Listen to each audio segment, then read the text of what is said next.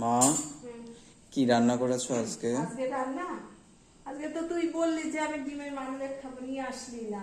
আর এ দেখো সকালে করেছিলাম, সকালের তরকারিটা দেখো, পাঁচমিশালি বন্ধুরা, এই তরকারিটা রুটির জন্য করেছিলাম, সেই তরকারিটা আছে, মা ছেলে খাবো তো। এখানে করেছি পটল পোস্ত, দেখো বন্ধুরা, পটল পোস্ত করেছি। এখানে করেছি হচ্ছে চিচিঙ্গি ভাজা কালো জিরে দিয়ে। আর এখানে করেছি আলুর দম, কালকে যে আলুর দমটা করেছিলাম না, সেই আলুর দমটা খুব ভালো হয়েছে, আবার আজকে করেছি, ছেলের কাছে খুব টেস্টি টেস্টি হয়েছে। এখানে করেছি সাদা ভাত, আর এই দেখো বন্ধুরা টক দই, আর এখানে দুধ আছে।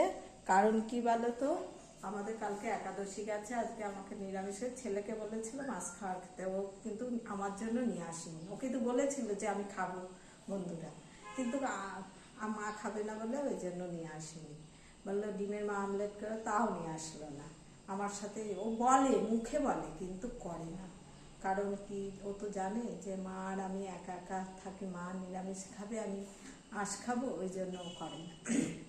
বন্ধুরা, আজকের রান্না বান্না আমার কেমন লাগলো অবশ্যই দয়া করে তোমরা লাইক কমেন্ট এবং একটা সাবস্ক্রাইব করে দিও, এবং তোমরা ভালো থেকো, সুস্থ থেকো।